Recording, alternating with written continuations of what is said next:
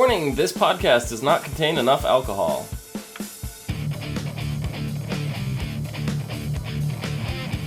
This isn't episode 6.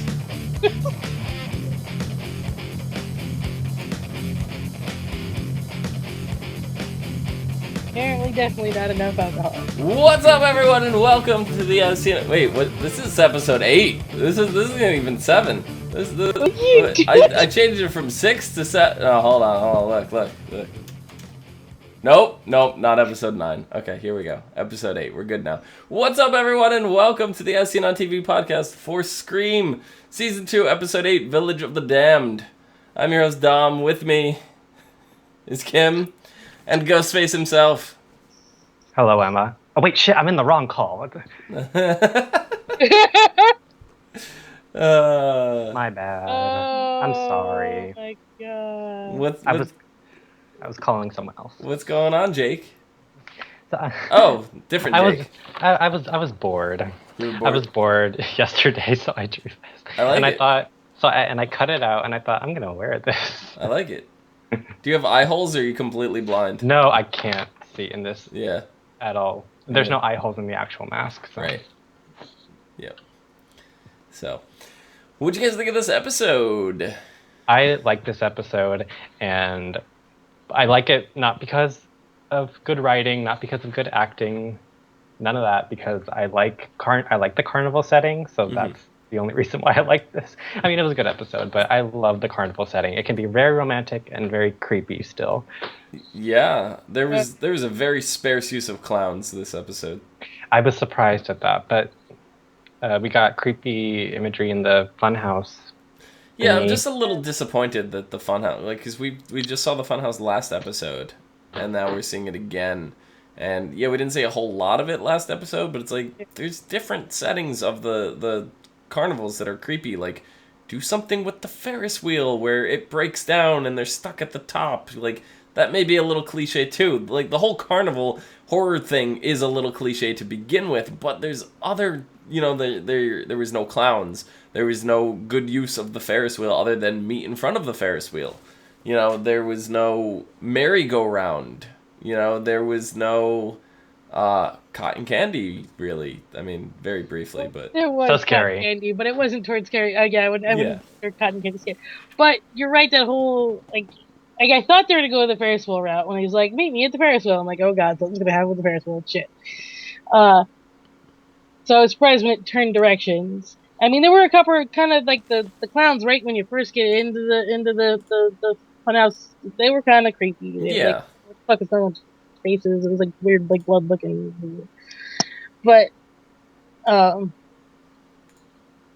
yeah, like the merry-go-round where it messes up and then like the music starts to go all like cryptic, creepy, whatever. Mm-hmm. Merry-go-rounds can be very, very scary. If you've played Silent Hill 3, then you know what I'm talking about. That's what I'm talking about. Played all the Silent Hills.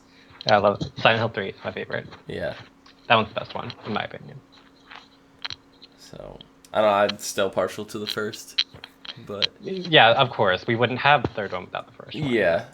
Just in terms of, like, I don't know, like, the fog just felt, like, more tight and closed in and confined in the first one than the rest of them, But it's just, like, I don't know, the whole carnival, I expected a little bit more out of it, so I'd want to say I'm a little disappointed with the carnival, but, in the same regards, it's kind of what to expect on this show. Not disappointment, but, like, the way it played out is kind of what to expect on the show. So, it was pretty good. And then we had, like, the whole setup going to the carnival in the first place, Audrey calling up Emma to go, and it's, Audrey's clearly going with the intentions of building up time to spend with Emma to work up to telling her about Piper, and that whole situation. So that's definitely where that was going, until the end of the episode when Emma gets the tape, and just as Audrey is walking in the door to tell her, Emma hears it from the recording. Mm-hmm. So it's really, really bad timing, but do you think this is going to affect Emma's reaction? I do not. Oh, yeah. You don't think so, Jake? Based on my theory that Emma and Audrey are the killers, I don't think Emma's mad at Audrey because she brought Piper to Lakewood. She's mad at Audrey because she told Noah. Maybe. I get, yeah. If you're going with that theory, yes, that would make sense. I don't know. She's gonna be mad. Bottom line, she's mad. Well, yeah. Well, Emma's all about this right now, especially her fight with Kieran and all this stuff. It's like keeping things from her because in her mom and it's through everything. Everyone's keeping secrets from her. So Audrey is the one person she thought she could trust to not keep things from her, and she kept this huge, humongous secret from her this whole time. So yeah, she's gonna be really pissed off at her. Yeah, I saw in the preview for next week we see Emma. I mean, we see Audrey basically yelling at Noah, why did you record that? So, and he said it was by accident, and he's like, did sending it out, was that an accident too? So, it's definitely gonna put some conflict between Audrey and Noah, unfortunately. But I'm just curious as to how this is gonna play out between Audrey and Emma. So, that's really interesting for me. Well, who sent it? That's gonna be a big question. We know Zoe sent it to herself from Noah's computer. Right. So we don't know if it was Zoe that sent it to get Audrey in trouble, to get in the hot water between Emma and if Emma and Audrey get into a fight and then Audrey knows that Noah had it. This is all part of Zoe's plan. It's not something that the killer is doing, so to speak. The two events can be 100% unrelated, but this seems more like Zoe's plan to break up Audrey and Noah. Yeah, because I mean, you understand this. It's that backstabbing girl thing. Yeah. But oh man, see, I hate girls like this. The conniving. Just, yeah, I hate girls. This is why I don't like Zoe. Yeah. I mean, she was okay at first, but she has a right to be jealous. Yeah, even Sally says that she's convinced that Zoe sent it. I'm pretty well. Okay, I'm torn between it being Zoe or it being, once again, the killer has been getting into people's houses and doing all this stuff while no one knows and things. So it is totally plausible that he got a hold of it, or she, and sent it. But yeah, I don't know. I'm with Jake. I feel like Zoe's kind of shady, and you were saying, Jake, like she, this is why you don't really like her so much. Is it like you started to say? Yeah, Zoe was okay. Like I was happy for Noah. He found someone else. But after this whole Audrey thing, Audrey has admitted that he does like Audrey. But, and it's okay to be jealous of Audrey, but what you need to understand is that you shouldn't be going through your pseudo-boyfriend's phone, you shouldn't be going through his computer. She's acting like, psycho bitch right now. Low-key psycho bitch. I mean, like, she's hot and cold. Girls do that. Oh my god. This whole shit with getting super hot and heavy and probably giving him blue balls and then walking the fuck out. For the second pissing time. me off. Yeah. He's gonna stay a virgin, isn't he? He's never gonna lose Well, isn't that the whole thing? If you have sex in a horror movie, you die. Yeah, so the minute it happens, Noah's dead. Yeah. No. I actually thought Zoe was gonna die. So did I. Because I thought they were actually going to go through with it, and then something was gonna happen. Just whatever it be. Like there's a noise downstairs, and like he goes downstairs to go check it, but it turns out the killer wasn't downstairs. He was like upstairs hiding in the closet. And then he comes back, and then like Zoe's just dead. Yeah. Which I would have been fine with, but still, poor Noah. Yeah. Yep. And then Sally had mentioned, she goes, I would not be surprised if she got Brooke drunk on purpose, which was the next point I was about to bring up. Like, it's showing more and more how It could be Zoe, but I feel like this is all unrelated. I do too. I feel like, Zoe is just focused on getting Audrey out of the picture by any means possible. I don't think there's anything other than that malicious act in her. I think she's 100% innocent in that regard. And the getting Brooke drunk, that's A, Brooke's personality. She's going to do that anyway. B, Zoe brought that for herself to get her off the edge. We know she's got nerve issues. We know she's super nervous and stuff like that. She's just kind of helping Brooke out. And, it was Brooke's fault. Brooke got carried away. Yeah, it wasn't her fault that Brooke decided to take out the entire bottle. No. But if that is true, Sally, you bring up an interesting point. Maybe if she did do that on purpose, then that's another reason for me not to like Zoe. You're messing with my girl. Don't do that. Yeah. So, we had the whole Lady of the Lake pageant, which was tied into the carnival and everything, and it seemed like a weird kind of combination, carnival and a pageant, together. That just doesn't seem like, I don't know, that's just me, but, Brooke, she got drunk, she basically threw the pageant, her whole speech where she, called the whole town a big murderous, basically a cesspool, and, the kind of upset her father, but her father still comforted her and took her home. Zoe ended up winning the pageant, which is what Brooke wanted anyway before she got drunk. So I don't feel maybe that's like what Zoe wanted. Well, Zoe wanted it, but Brooke didn't want it. Yeah.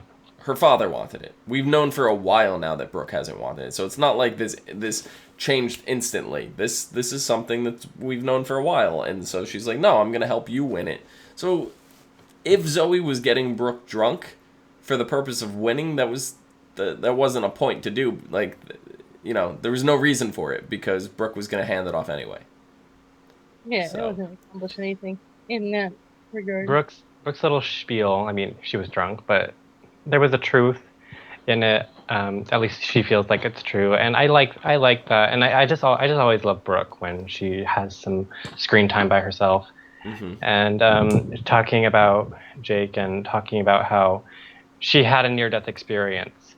Yeah. And that it's not like seeing the white light, like how everyone expects. She didn't see a white light. She just saw darkness. And she's upset because Jake is living in that darkness now. Yeah, well, she's trapped in the darkness too because she's the killer. I love... A baby isn't the killer. I refuse to believe it. And it was just, there was more evidence here they pointed to this episode, because not only did we have the pageant and the drunk and, she's talking about all this stuff and she's addressing to the crowd and making everybody in Lakewood feel sympathetic for her, but we found out that the fire that was started was on her father's property. Her father owned those houses, right? That's more reason to think that she's involved because, she knows that property. She has access to that property. So does Eli. Well, Eli snuck onto the property. Everyone has access to that property. Yeah. Apparently Eli has access to everybody's house. Yeah. But, it's more so that it's somewhere that Brooke could stash some stuff because it's an abandoned thing. Nobody's really around. It's out of the way. Yeah, you might have some people doing some urban exploration and stuff like that, which... Surprisingly, Sheriff Acosta was very tolerant to. He's like, yeah, no, I understand the curiosity, all that, But he was pinning Eli, and, Eli's super shady, but like I said, I don't feel it's Eli. I feel like it's too obvious to be Eli. Yeah, Eli is on your pick, buddy, so... Yeah, no, I know, but, I feel like it's a little too obvious to be him. That's why I'm more leaning toward Brooke. And the reason why I have Eli on my pick is because I think at some point they're going to pick the obvious for us.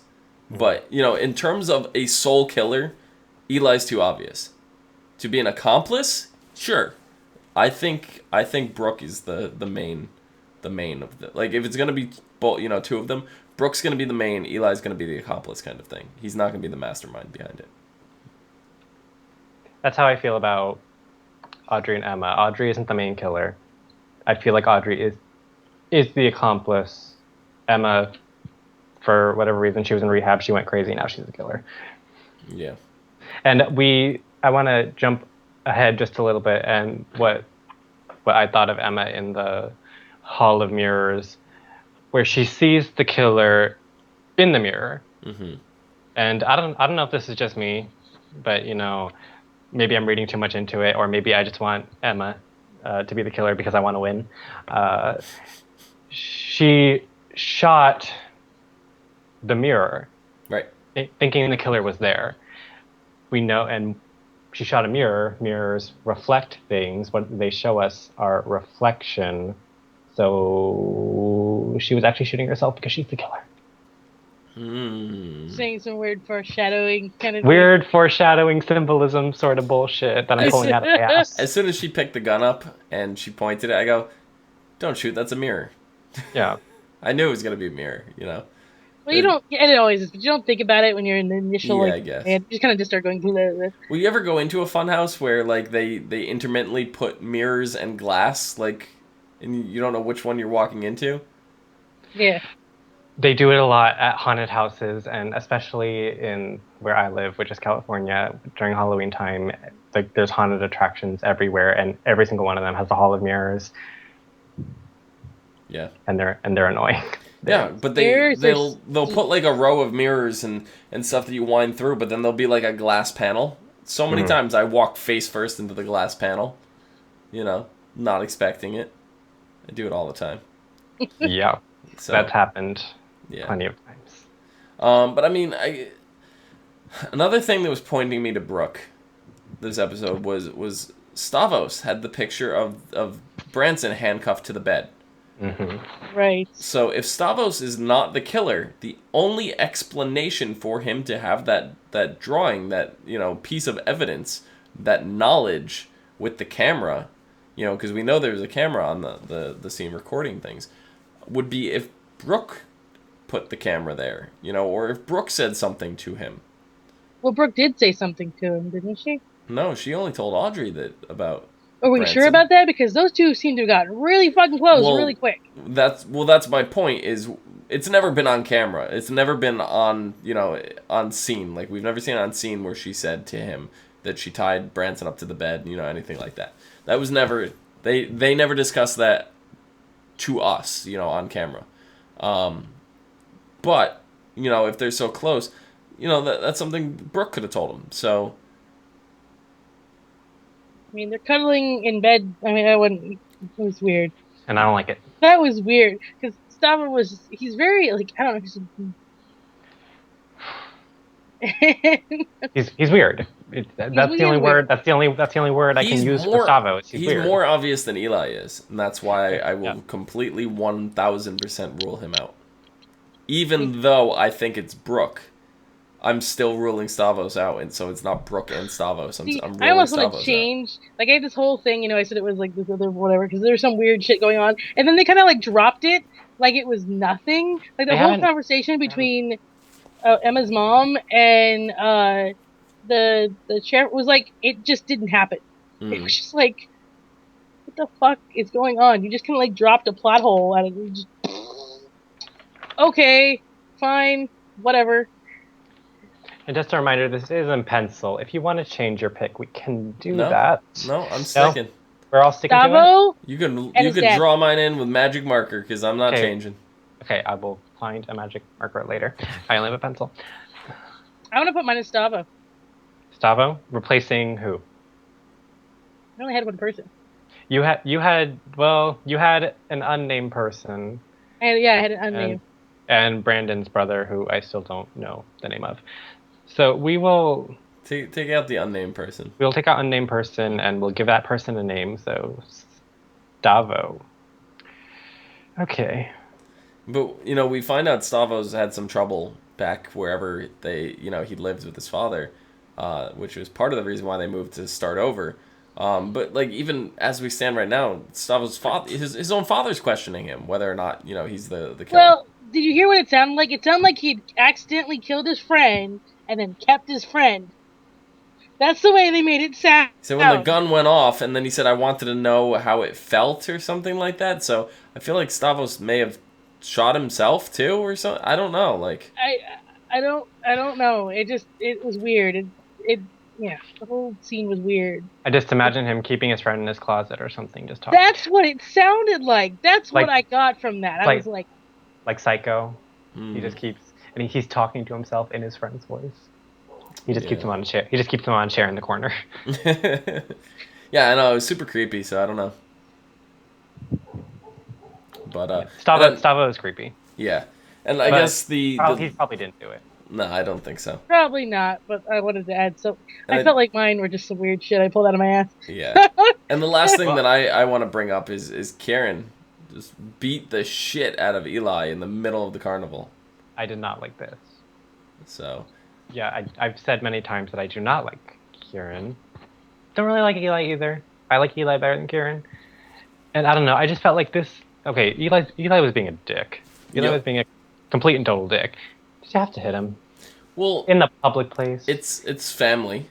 Family knows how to push buttons like no other. And I feel like they have a brother bond more than a cousin bond. And I don't know about you guys, but I get into fist fights when I was growing up anyway. So, high school times, stuff like that. I got into fist fights, rolling matches, rolling down staircases, with my brother. Like, there were fights all the time. The brother thing. You don't understand what's like. I don't know. I don't like. I have a brother, but it's a totally different story. It's when it's two brothers. Brothers, they fight like that. Yeah. Turn around, just smack each other. Yeah. And you see Eli kind of stirs the pot. And, starts shit. Like, Kieran didn't want Emma to know about, the fact that he was in the car. And Eli didn't come out and say that, but he basically set it up so Kieran had no other way but to explain it. Mm-hmm. That's why he decked him. Eli's pretty much kind of been... I mean, he pretty much stepped into the pot, the moment he decided he started flirting with Emma. I mean, he was immediately going into just, dangerous ground from the beginning. Yeah. Yep. I mean, and then we had the whole thing with Kieran at the end, as Ghostface with the tape and, everything on, where it's clearly not Ghostface, but... and people are staring, and some people totally pulled out their phones and, was recording that whole thing while it was happening. Yeah. He's clearly not the killer. Why would the killer put tape over his mouth? Unless that's what he wants you to think. Like I started to say earlier, wouldn't it be this whole thing that it's this big elaborate thing that make it seem like he's not the killer when he actually is? Like, so one hand was taped to what was it, a knife or a gun? Knife. The other one, what was his other hand doing? Flailing. Yeah, exactly. There was no tape on that hand. Why couldn't you have taken the tape off your hand and removed the knife? And then taken your mask off and removed, But he's running around with the mask on still. He had a free hand. It was like he was running from something. Like, I don't know. He was running from Emma because So think of it this way. If Kieran was planted as a Ghostface, if he's not really Ghostface, right? He's in the funhouse. He just wakes up from getting beaten over the head with something. He's got the mask on. He's got the knife taped to his hand. He stands up. He sees Emma. He turns to Emma for help. She pulls out a gun and goes to shoot him, but it ends up being the mirror. So now Kieran's like thinking to myself, I can't stay and explain myself. I see myself in this mirror that she just shot. I have to get the fuck out of here before she shoots him. And runs. I wouldn't stick around in that situation unless he ripped the mask off.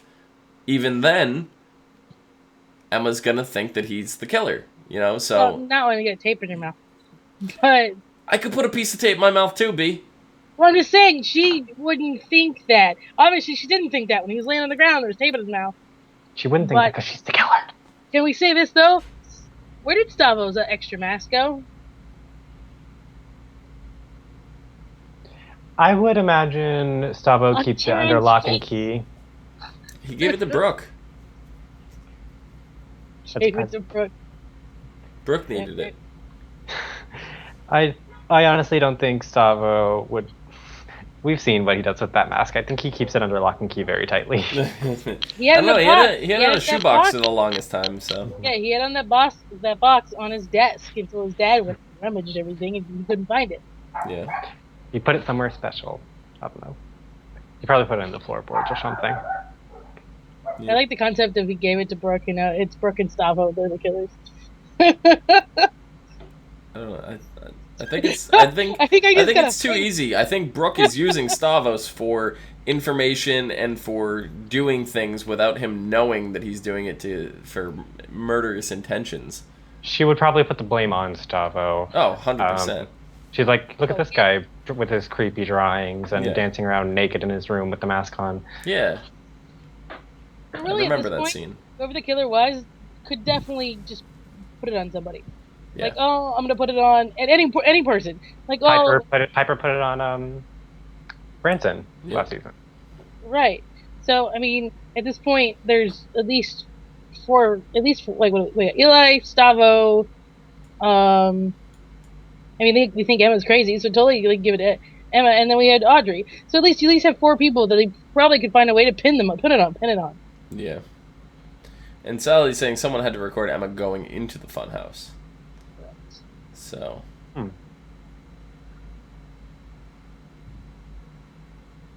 There is a theory that there are 3 killers, but one of them is Piper's accomplice. 2 of them are just doing it out of for their own motives. Right.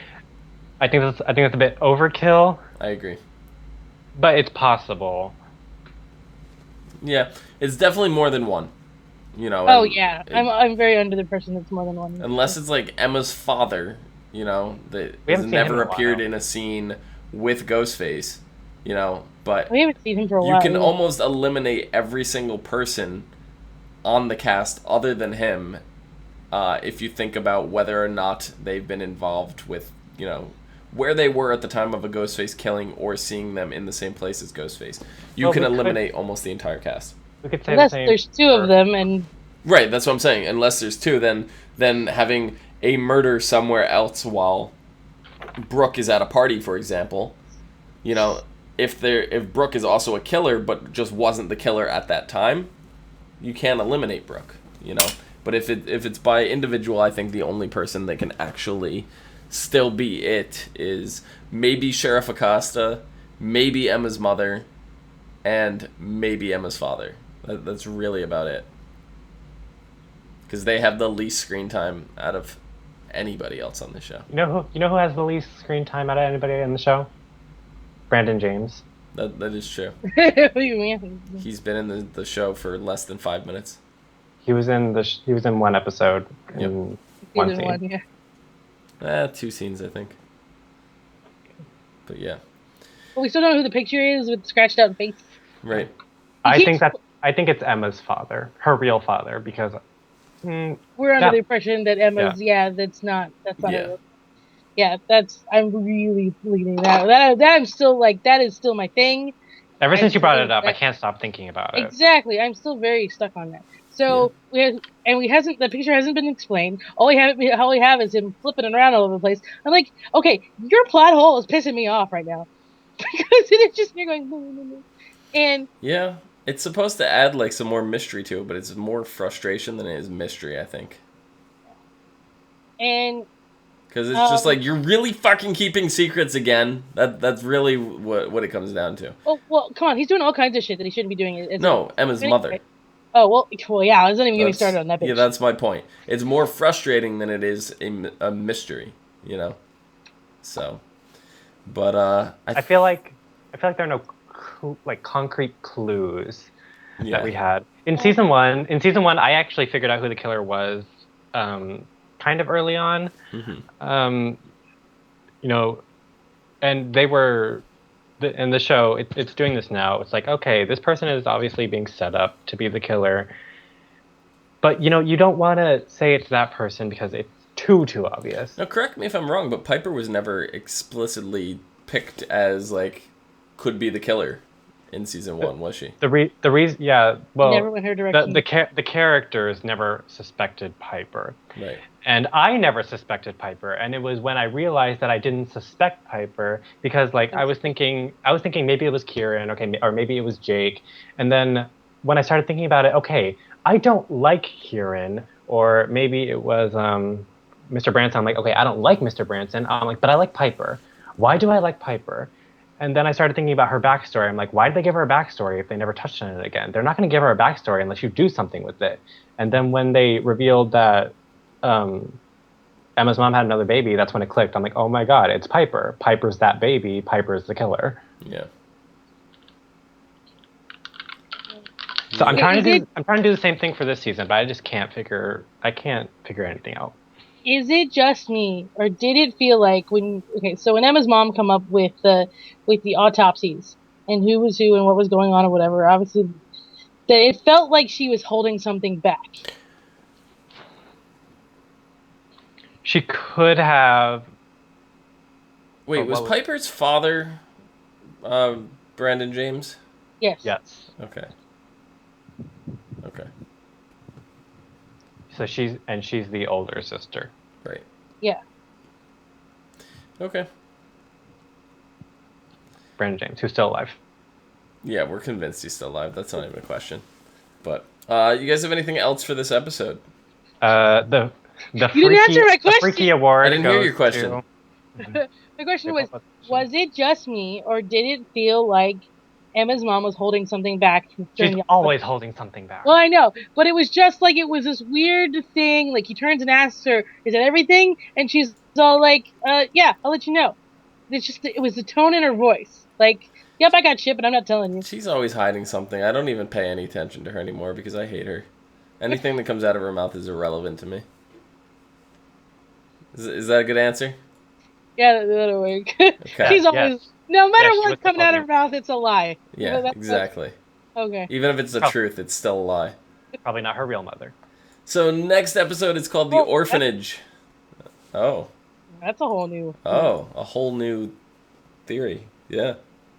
So next episode is called The Orphanage. Emma and Audrey learn why they are being targeted. Noah loses something that is dear to him. Zoe. Oh, God. And a long missing body of evidence is located. Brandon James. So. Body of evidence. Yep. Oh, yeah, that doesn't necessarily mean body. No. Body of evidence, but yeah. Piper. Maybe. Because remember, they never found Piper either. I thought they found her body, no? No, they never found Piper's body either. I don't know.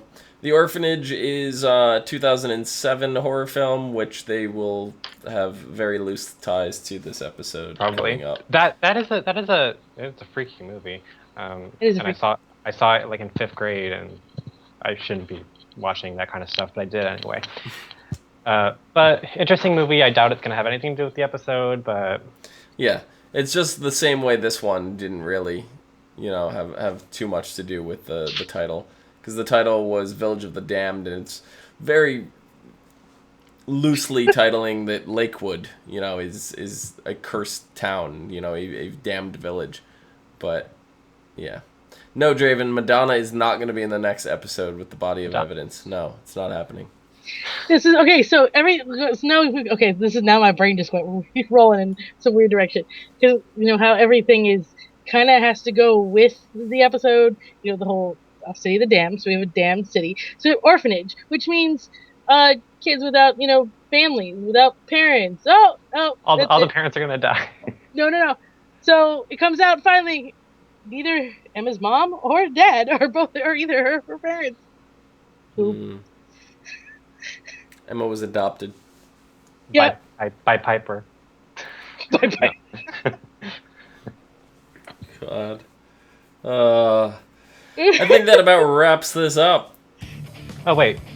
So I'm gonna start doing this now, because I don't know, something happened in this episode, and I want Noah to get laid, but I don't know. I don't feel right about Zoe. But today I'm going to be giving out an award to one of the characters this episode. So the Freaky Award goes to Zoe, because they were at the carnival and doing their thing.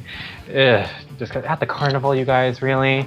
Oh, disgusting. You don't know who else has been in that photo booth, and Ugh. Could have done it in the Ferris wheel. You could have done it on the. Don't do it on the Ferris wheel. You would have broke the Ferris wheel. They could have done it in the funhouse. The fun house. Yeah. So. Oh, and the stupidest person ever award goes to Emma's mom. So. Was she even in this episode? I think she's like permanent. She was in like one scene. She was in the scene I was just talking about, the one where she goes in and talking about that Branson was one of the bodies, and she had an idea of the other one, and it just felt like she was holding something back. Yeah. I mean, we know the second body. Yeah, I'm assuming the second body's Eddie, right? It is Eddie. It was Eddie. Okay. But they didn't identify it. Right, they haven't identified it yet, but yeah. And I wonder if that's gonna link them back to their father, Emma's father's hotel room. Oh yeah. But yeah, that about does it. Kim, where can people find you? Thank you. Oh, you know what? Actually, I wanted to talk about one other thing. So I finally watched one of those Scream After Darks. I watched 5 minutes of it. It was stupid as shit. Yeah. Oh my god, it was so bad. The weird press conference that they had at the beginning, so yeah, I just want to say that this is the point where I shut it off.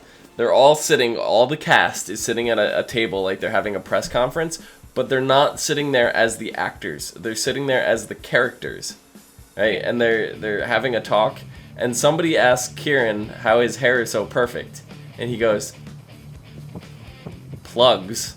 Like he has hair plugs. He was angry about it. He took his glasses off. Like, this has I swear, I just wasted 30 minutes of my life. Well, I shut it off at that point, so I didn't get much farther than 5 minutes in. I watched the full 30 minutes, and I was just like, why did I watch this?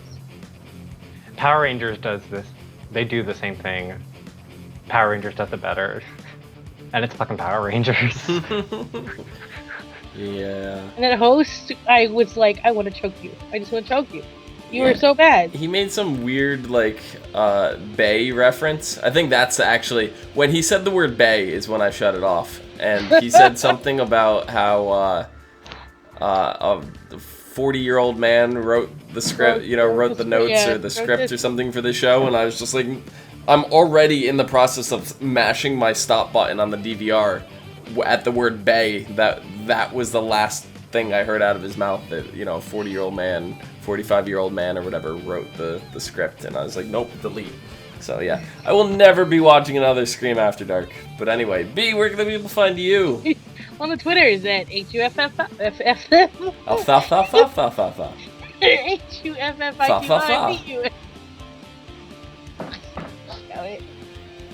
Done. Screw it. ITY. Yes, there you go. Jake, where can people find you? Follow me on Twitter. Tweet at me throughout the week, throughout the life, at To Nowhere Land. That is TONOWHERELAND. Join the Nowhere Land Society. Excellent. You can find me down below at Phenomedom. PHENOMEDOM.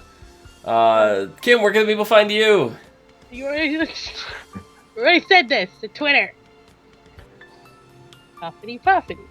Would you like me to say it again? HUFFITY PUFFITY.